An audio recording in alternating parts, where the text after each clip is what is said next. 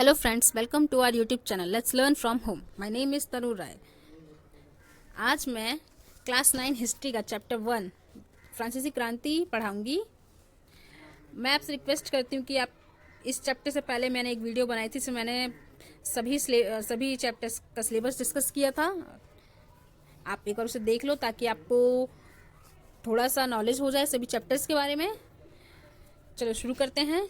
इस पेज में फ्रांसीसी क्रांति को बहुत ही शॉर्ट तरीके से समझाया गया, बहुत सरल शब्दों में, कि किस प्रकार क्रांति हुई, उसका क्या कारण था और उसका क्या अंत रहा. क्रांति की शुरुआत एक अफवाह से हुई. यह 14 जुलाई 1779 पेरिस में फैली कि राजा की सेना राजा से आम लोगों के ऊपर गोली चलाने का आदेश लेकर शहर में घुस चुकी है, जिसके कारण लोग बास्तील जेल के सामने इकट्ठा हो गए. ये लोग करीब 7,000 के आसपास थे, जिसमें औरतें और आदमी दोनों थे, और इन्होंने बास्तील जेल को तोड़कर वहाँ के कमांडर की हत्या कर दी. उसमें सभी कैदियों को छुड़ा दिया. इस जेल को तोड़ने के पीछे का कारण था कि लोग इस जेल से बहुत ज़्यादा नफरत करते थे, वह घृणा करते थे इससे, क्योंकि ये राजा की शक्तियों का एक प्रतीक माना जाता था. उसके रूप में ये खड़ा था, ये बास्तील जेल. इसे तोड़कर उन्होंने अपने आप को स्वतंत्र घोषित किया. इसके जो अवशेष थे, इस जेल के जो टुकड़े थे, इसे पेरिस के बाजारों में स्मृति चिन्ह के रूप में बेचा जाता था. आप सोच सकते हैं कि इस जेल की कितनी वैल्यू रही है. अगर लोग इसे तोड़ने के बावजूद इसे स्मृति चिन्ह, अपनी आज़ादी, अपनी स्वतंत्रता के स्मृति चिन्ह के रूप में इसे रखती है, तो इस घटना के पीछे का कारण था कि लोगों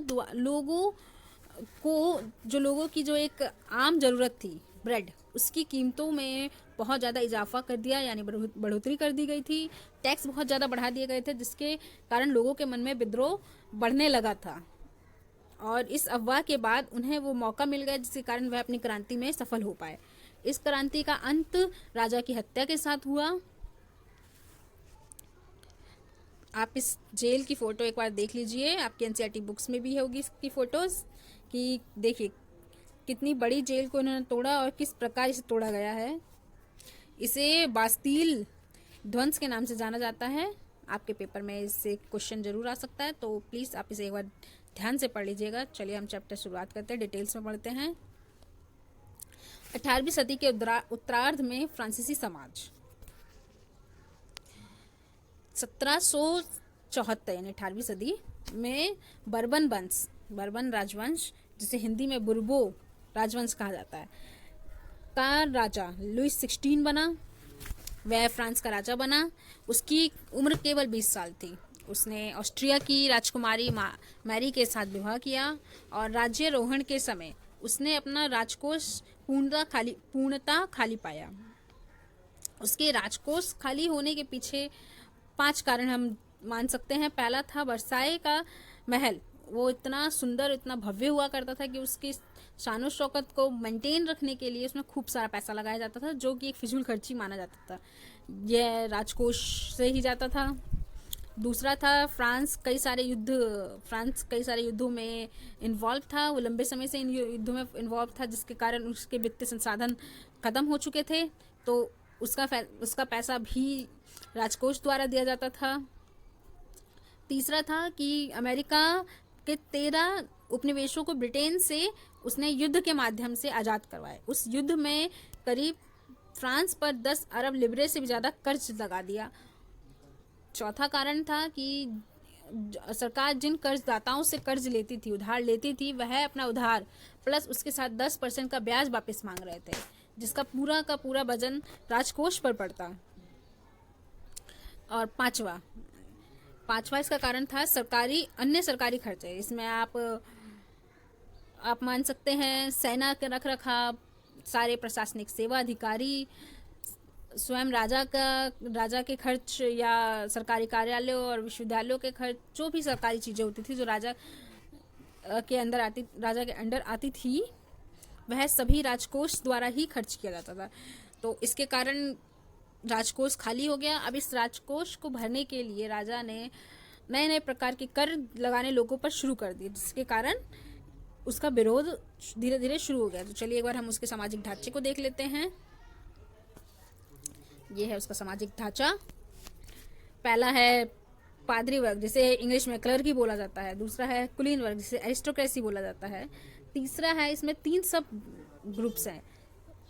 फर्स्ट है व्यवसाय, व्यापारी, अदालत, कर्मचारी, वकील इत्यादि।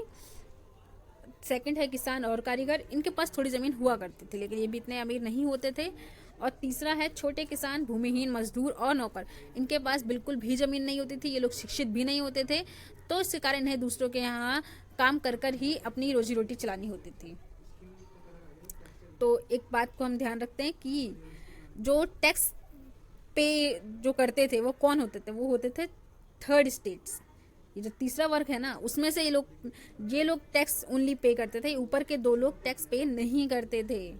आप याद रखिए, ये पादरी वर्ग और कुलीन वर्ग किसी भी प्रकार का टैक्स पे नहीं करते थे। इसमें भी जो बड़े व्यवसायी थे उनका स्वयं का एक अलग टैक्स सिस्टम हुआ करता था। तो ये किसान और कारीगर, छोटे किसान, भूमिहीन, मजदूर, ये जो लोग थे, इन्हें एक बार मैं आपको दिखा देती हूँ ठीक से। इन्हें इसे प्लस इसे, इन तीनों वर्गों को टैक्स पे करना पड़ता था।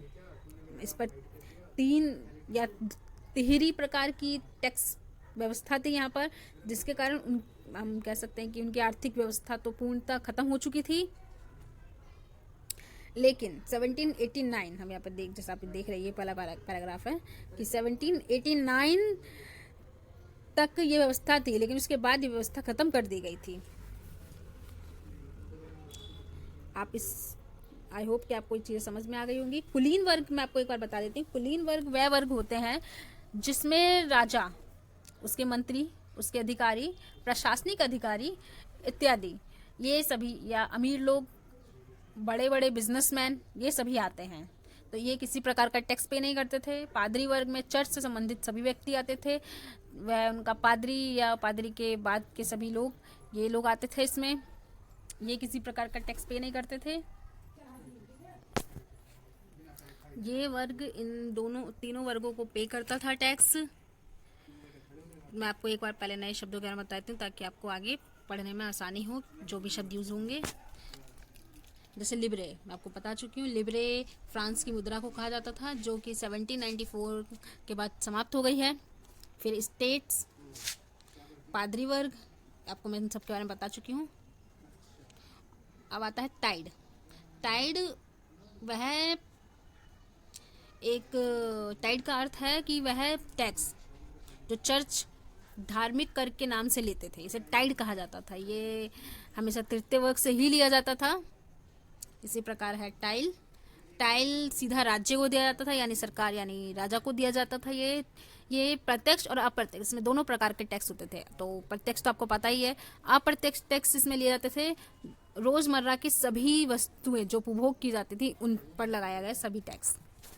चलिए हम एक बार देख लेते हैं। अब यहाँ पर उन्होंने सामाजिक ढांचे के बारे में और वर्ग व्यवस्था को इस प्रकार बताया कि जो फ्रांस की जो 90% जो आबादी थी वह किसान थी। तो सोचिए कि वहाँ पे गरीबी किस प्रकार अपनी पकड़ बना चुकी थी, वह किस प्रकार अपनी जड़ों को फैला चुकी थी कि वहाँ पे 90% लोग किसान थे।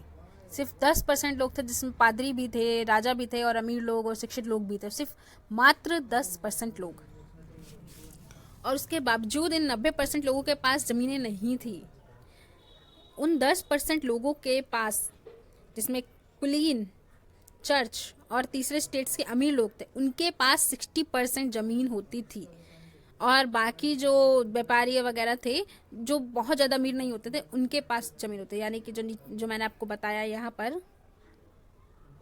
इन दोनों के पास खुद की ज़मीन होना तो शायद ही मतलब हम सोच सकते हैं कि इनके पास खुद की ज़मीन रही होगी, क्योंकि ये इन जो यहाँ पे लिखा है ना 60% लोग, 60% ज़मीन, यहाँ पर ये लोग रहते थे, इनके लिए काम करते थे। इसमें से जो प्रथम 2 स्टेट्स थे, कुलीन वर्ग और पादरी वर्ग, इन लोगों को कुछ विशेष अधिकार थे। स्वयं राजा तो किसी प्रकार का टैक्स नहीं देगा, ठीक है। तो इसी प्रकार पादरी को भी ईश्वरीय देवीय रूप मानकर उनसे भी टैक्स नहीं लिया जाता था। उन्हें अलग अलग तरह के विशेष अधिकार भी प्राप्त थे। और ये मैंने आपको बताया कि टाइड है ना, तो ये टाइड भी लोगों से वसूलते हैं, जिसे धार्मिक टैक्स कहा जाता है। तो और इसके साथ ही यहाँ पर सामंती व्यवस्था भी मौजूद थी।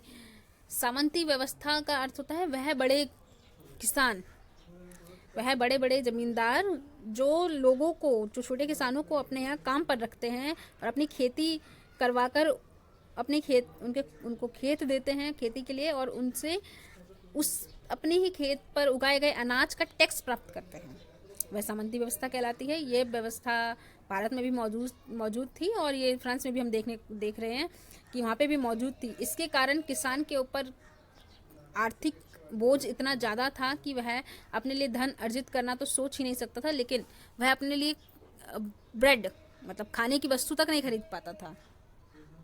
इन किसानों को अपनी इच्छा के विरुद्ध स्वामियों के लिए सेवा करनी पड़ती थी, उनके घर वालों के लिए, उनके घर में, सेना में, हर तरह अपनी सेवा देनी पड़ती थी। देखिए, मैं आपको इन दोनों शब्दों के बारे में बता चुकी हूँ कि टाइल धार्मिक कर है, टाइल। तो देखिए, अप्रत्यक्ष कर नमक और कानून, मतलब प्रत्यक्ष कर तो हो ही गया, अप्रत्यक्ष कर नमक, तंबाकू जैसी रोजाना उपभोग वाली वस्तु पर लगाया जाता था, और इन सभी टैक्स को कलेक्ट करने का जो माध्यम था वो सिर्फ जनता थी।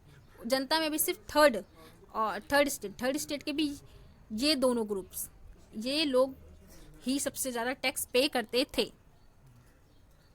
आइए हम आगे कंटिन्यू रखते हैं। इस पिक्चर को हम देख सकते हैं, ये जो पिक्चर है इसमें मकड़ा और मक्खी इसका टाइटल दिया गया है। तो इसमें मकड़ा इसे और मक्खी इसे बताया गया। आप जैसे जानते हैं कि किस प्रकार मकड़ी के जाले में अगर एक बार मक्खी फंस जाए तो उसके लिए वहाँ से निकलना मुश्किल हो जाता है, वो सिर्फ जितना भी वो निकलने की कोशिश करे उसमें फंसती ही चली जाती है। इसी प्रकार सामंती व्यवस्था या इस फ्रांस की जो सामाजिक व्यवस्था थी उसमें अगर एक बार एक गरीब इंसान फंस गया तो वह कभी भी नहीं निकल सकता था। इसके कारण यहाँ पे दास प्रथा भी शुरू हुई थी, और बंधुआ मजदूरी जैसी प्रथाएं भी यहाँ पर शुरू हुई। उसको हम इस चैप्टर के आगे पढ़ेंगे।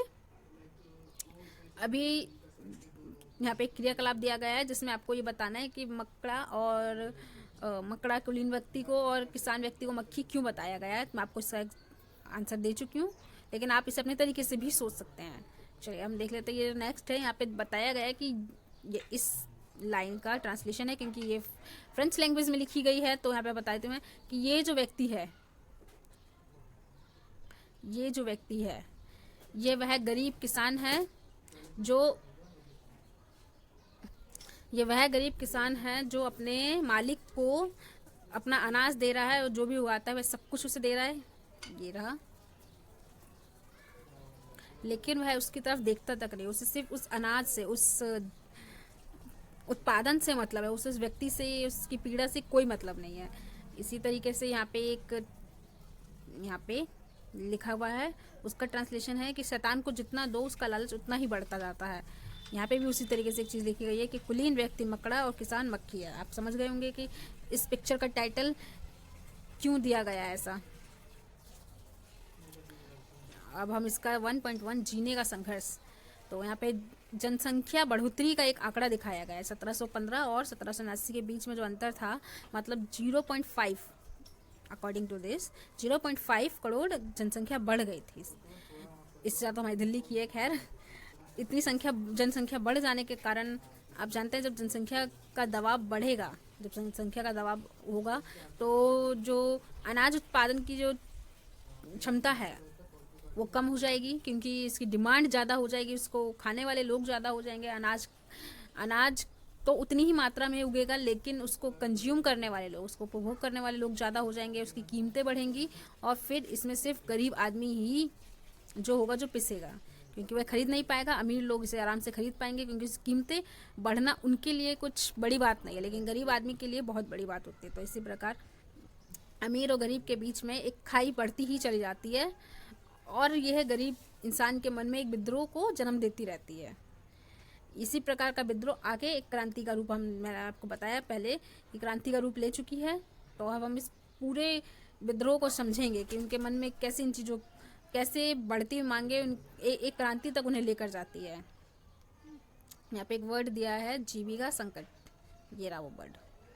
इसका मतलब होता है ऐसी चरम स्थिति जब जीवित रहने के न्यूनतम साधन भी खतरे में पड़ जाए। आपके पास खाने के लिए खाना ही नहीं होगा तो आप किसी प्रकार के प्रवचनों को पसंद नहीं करेंगे, है ना। तो इसी प्रकार की जब वो न्यूनतम उनके पास खाना ही नहीं है तो फिर उनके मन में विद्रोह तो आएगा कि रात दिन वो काम करें, उनके पास खाना भी ना हो।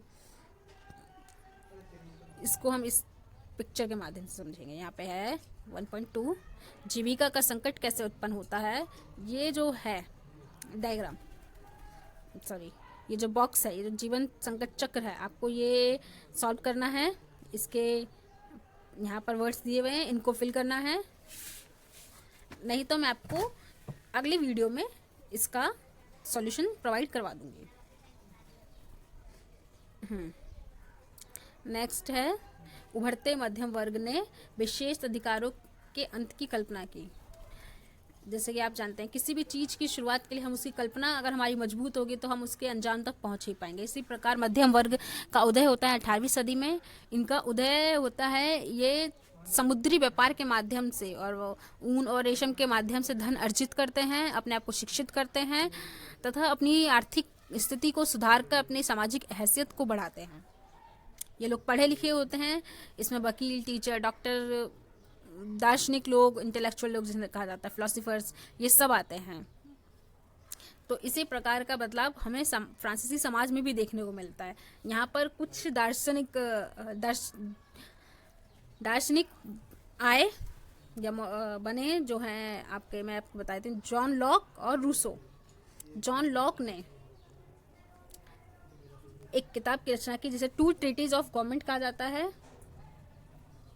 वह इसमें बताते हैं कि वह इसमें इस बात को एकदम नकार देते हैं कि राजा को कोई भी दैवीय शक्ति या कोई भी विशेष अधिकार प्राप्त हो। वो कहते हैं कि सरकार और आम व्यक्ति के बीच में सोशल कॉन्ट्रैक्ट होना चाहिए, उनके बीच में किसी भी चीज़ को लेकर डिस्कशन होना चाहिए कि, और उनसे आम लोगों से राय लेनी चाहिए। यह लॉक का अपनी किताब टू ट्रीटीज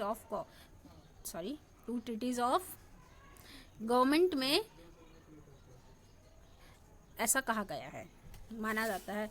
सामाजिक उपबंध सिर्फ लॉक ने नहीं, रूसो ने भी दिया था। हम आगे रूसो के सामाजिक उपबंध यानी सोशल कॉन्ट्रैक्ट के बारे में पढ़ेंगे, लेकिन यहाँ पर अभी हम एक दार्शनिक की बात कर लेते हैं जिसका नाम है मोंटेस्क्यू। मोंटेस्क्यू ने the spirit of the laws नामक एक रचना की। इसमें उन्होंने बताया कि जो सरकार की शक्तियाँ हैं या सरकार के अंदर एक प्रकार का सत्ता विभाजन होना चाहिए, जैसे विधायिका, कार्यपालिका और न्यायपालिका के मध्य विभाजित किया जाना चाहिए उन शक्तियों को। आज के समय में ये आपको पढ़ने में थोड़ा अजीब लगेगा कि लोग इसकी बात क्यों करते हैं, क्योंकि ये हर देश में मौजूद है। लेकिन जब हम फ्रांसीसी क्रांति की बात करें, उस समय में ऐसी व्यवस्था मौजूद होना एक सपने के साकार होने जैसा ही होता था। जब अमेरिका आज़ाद हुआ उसने इसी सिद्धांत को अपनाया और अपनी पहली सरकार में ही अपनी सत्ता विभाजन और शक्ति विभाजन को किया, ताकि उसके ऊपर और कोई अन्य शक्ति फिर से दावा ना कर सके, उनको अपना उपनिवेश ना बना सके। और उन्होंने अपने लिए, अमेरिकी सरकार ने अपने लिए संविधान की रचना की। उन्होंने व्यक्तिगत अधिकारों की गारंटी दी, जो फ्रांसीसी दार्शनिकों के लिए एक प्रेरणा का स्रोत है कि उन्होंने उस बात को समझा कि हमें अपने सरकार में क्या चीज़ें चाहिए, हमें अपनी राजनीतिक व्यवस्था में क्या चीज़ें चाहिए। लोग अखबारों में लिखा करते थे, इसके लिए पत्रिकाएं छापा करते थे, पुस्तक छापा करते थे, बहुत कुछ। अब यहाँ पे हम देख सकते हैं कि पुस्तकें एवं अखबारों को लोगों के बीच जोर से पढ़ा जाता था ताकि अनपढ़ भी उन्हें समझ सके। मैंने आपको शुरुआत में बताया था कि जो किसान वर्ग था वो अनपढ़ वर्ग हुआ करता था। सिर्फ 10% लोग थे जो पढ़े लिखे हुआ करते थे, उसमें ही सभी व्यक्ति आते थे, और 90% लोगों को तो पढ़ना लिखना आता ही नहीं था। और अगर आप अखबार, पत्रिकाओं, मैगजीन्स वगैरह के माध्यम से किसी चीज़ को फैलाएंगे तो वह उन 90% लोगों को कैसे आकर्षित करेंगे, इसलिए उनको पढ़ा जाता था ताकि वो लोग समझें। आप इसका एग्जाम्पल घर में देख सकते हैं। अगर आपके घर में कोई पढ़ा लिखा ना हो तो आप उन्हें कैसे समझाते हैं? उन्हें आप पढ़ कर समझाते हैं, क्योंकि वो सुनकर तो समझ ही सकते हैं ना इसी माध्यम से। और उन्होंने लुई 16 के खिलाफ लोगों के मन में गुस्से को भड़काया और उसे बरकरार रखा, हर समय उसे बरकरार रखने की पूरी कोशिश की। यहाँ पे इन्होंने एक सोर्सेज दिया है कि कैसे लोगों के मन में उस गुस्से को हमेशा से भड़का के रखा जाता था। यहाँ पे एग्जाम्पल एक है जिसमें बताया गया है कि जॉर्ज डाल्टन जो पहले एक क्रांतिकारी नहीं थे, लेकिन कुछ परिस्थितियों ने उन्हें एक सक्रिय क्रांतिकारी बना दिया। वह बहुत पढ़े लिखे थे। वह अपनी नौकरी की तलाश में 1793 की बात चल रही है, नौकरी की तलाश में रहते थे। उन्हें पेरिस न्यायालय में कोई नौकरी नहीं मिली, ना ही उसकी संभावना थी, जिसके कारण उन्हें बड़ा ही दुख होता था। वह सेना में नहीं जा सकते थे क्योंकि वे कुलीन वर्ग से नहीं थे, उनका कोई संरक्षक नहीं था, और वह पादरी वर्ग से भी नहीं थे, इसलिए चर्च में भी किसी प्रकार की नौकरी नहीं कर सकते थे। और उनके जेब में उस समय एक भी सू यानी फ्रांसीसी पैसा, जिस प्रकार हमारा पैसा है 50 पैसा 25 पैसा, उसी प्रकार वहाँ के पैसे को सू कहा जाता है, एक भी सू नहीं था। और उनके पुराने दोस्तों ने भी उनसे मुंह मोड़ लिया। मतलब ऑफकोर्स आपकी जेब में अगर पैसा ना हो तो कोई भी लोग आपके पास नहीं आते, आपने भी देखा है। तो ये चीज़ उनके मन में बहुत खटकती थी, जिसके कारण इन चीज़ों को वो सोचते थे कि इतना पढ़ लिखने के बाद भी अगर हमें एक नौकरी नहीं प्राप्त हो सकती है तो हमारे पढ़े लिखने होने का क्या फ़ायदा। इन्हीं परिस्थितियों ने उन्हें एक सक्रिय क्रांतिकारी बनाया। हम यहाँ पे नेक्स्ट एग्जाम्पल देख लेते हैं। आर्थर यंग नाम एक अंग्रेज ने सन 1787 से 79 के बीच में फ्रांस की यात्रा की, और उस यात्रा में उसने क्या देखा वो उन्होंने उसका वृत्तांत बताया। वृत्तांत मतलब उसको बताया है कि मैंने उस यात्रा में क्या महसूस किया। उन्होंने बोला कि लोग गुलामों की तरह रहते थे, और जो उनके मालिक थे उन्हें तंग करके, मालिकों को उन्हें मानसिक और शारीरिक पीड़ा देकर बहुत मजा आता था। उन्हें वह उन पीड़ितों की आवाज़, उनकी करहा यानी उनकी दुख भरी आवाज़ को सुनकर ही खाना खाते थे ताकि उन्हें आनंद आए। और उनके लिए कोई बड़ी बात नहीं थी कि अगर किसी पीड़ित या किसी पीड़ित के बच्चे या बेटी का अपहरण या बेटे को मार दिया गया, उनके लिए कोई बड़ी बात नहीं होती थी। और वो कहते थे कि इन लोगों को रोना नहीं चाहिए। तो आप समझ रहे हैं कि किस प्रकार की सामाजिक व्यवस्था खत्म हो चुकी थी फ्रांस की।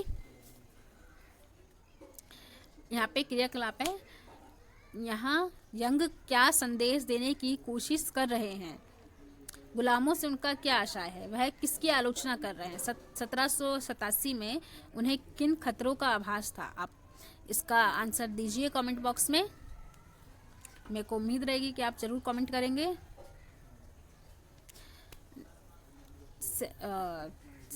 सेकंड चैप्टर क्रांति की शुरुआत, इसे मैं नेक्स्ट वीडियो में कंटिन्यू करूँगी। थैंक यू मेरा वीडियो सुनने के लिए। प्लीज़ चैनल को सब्सक्राइब कीजिए, नोटिफिकेशन बेल को प्रेस कीजिए ताकि आपको सारी नोटिफिकेशन टाइम पर मिले। आज की वीडियो से आने वाले और मेरे सब्जेक्ट की वीडियो और अदर्स यूट्यूबर्स की वीडियो को आपको टाइम पर मिले। Thank you so much. Please comment कीजिए, और आपको कोई भी डाउट हो तो कमेंट में, या फिर आप टेलीग्राम चैनल से भी जुड़ सकते हैं।